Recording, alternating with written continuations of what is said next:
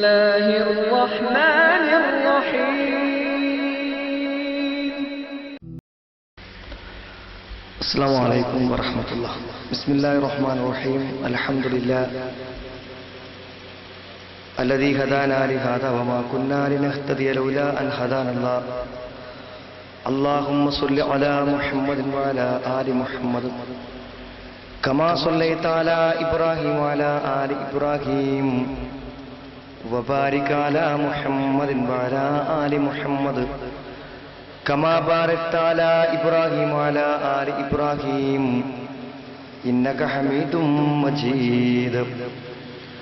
أما بعد فإن خير الكلام كلام الله وخير الحديث كتاب الله وخير الهدي هدي محمد صلى الله عليه وسلم وشر الأمور محدثاتها وكل محدثة بدعة وكل بدعة ضلالة.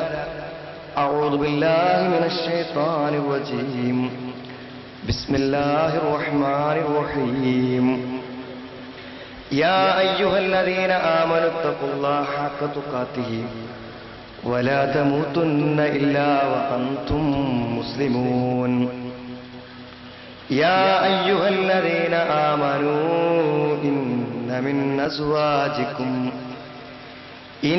من أزواجكم وأولادكم عدوا لكم فاحذروهم وإن تعفوا وتصفحوا وتغفروا فإن الله غفور رحيم.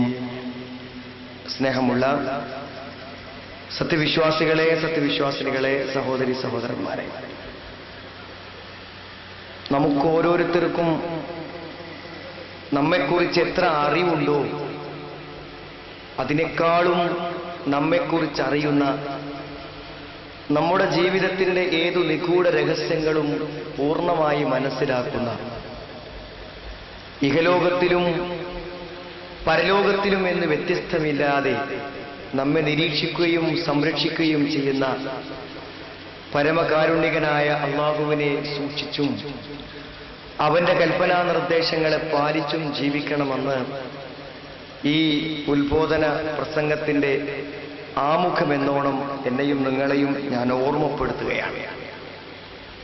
സഹോദരങ്ങളെ, നമ്മുടെ ഈ ഇസ്ലാമിക പ്രവർത്തനത്തിന്റെ, പ്രബോധന പ്രവർത്തനത്തിന്റെ ഹൃദയങ്ങൾക്ക് സന്തോഷം നൽകുന്ന ഒരു ആഘോഷ ദിവസത്തിലാണ് തലശ്ശേരി മണ്ഡലത്തിലെ മുജാഹിദ് പ്രവർത്തകന്മാർ തികച്ചും വിശാലമായ ഈ മൈതാനത്ത് ഒരു പന്തലു തീർത്ത് ഒന്നിച്ചു ഭക്ഷണം കഴിച്ച് രാവിലെ മുതൽ കുടുംബമിത്രാദികളോടൊപ്പം കഴിച്ചു കൂട്ടുന്ന ഈ ദിവസത്തിന്റെ ആനന്ദവും ആഹ്ലാദവും പറഞ്ഞറിയിക്കാനാവാത്തതാണ്. കുടുംബ മേളകൾ നടക്കുമ്പോൾ പോലും കുടുംബത്തിൽ നമ്മൾ പിണങ്ങിയവരും നമ്മൾ മാനസികമായി ശത്രുത പുലർത്തുന്നവരും ഒരു പക്ഷേ ആ കുടുംബമേളകളിലും കുടുംബത്തിന്റെ പേരിൽ സംഘടിപ്പിക്കപ്പെടുന്ന സദസ്സുകളിലും കാണേണ്ടി വന്നേക്കാം. ആദർശത്തിന്റെ പേരിൽ ഹൃദയമൊന്നായ നമ്മൾ ഒന്നിച്ചു ചേരുന്ന ഈ മഹാസംഗമ നഗരി നമ്മുടെ ഹൃദയങ്ങൾക്ക് അനുഭൂതിയും ആഹ്ലാദവും പകരുന്നു എന്നതൊരു സത്യമാണ്. പക്ഷേ ആഘോഷത്തിന്റെയും സന്തോഷത്തിന്റെയും ലഹരിയിൽ ഇതൊരു പുണ്യപ്രധാനമായ സദസ്സാണെന്നതും ഈ പകൽ നാളെ ഏറ്റവും അധികം ദാരിദ്ര്യം അനുഭവിക്കുന്ന പരലോകത്ത് നമുക്ക് പ്രതിഫലം നൽകുന്ന ഒരു പുണ്യപ്രവർത്തനമാണെന്നും നിങ്ങൾ മറന്നു പോകരുതേ എന്ന് ഞാൻ ഓർമ്മപ്പെടുത്തുകയാണ്. ഒരു ഉച്ചക്കത്തെ ഭക്ഷണം ഒരുക്കുക എന്നതിൽ കവിഞ്ഞ് ഇതിന്റെ സംഘാടകർക്ക് ഇന്ന് കാര്യമായ എന്തെങ്കിലും ചെയ്യാനുണ്ടെന്ന് എനിക്ക് തോന്നുന്നില്ല.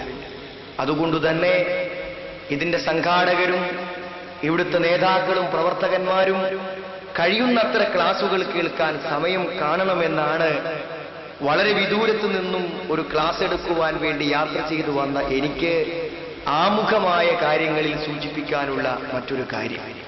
സഹോദരങ്ങളെ, നമ്മുടെ ജീവിതത്തിലേക്ക് ഇറങ്ങിച്ചെന്നുകൊണ്ട് സംസാരിക്കേണ്ട ഒരു വിഷയമാണ് എനിക്കിവിടെ പകർന്നു നൽകിയിരിക്കുന്നത്.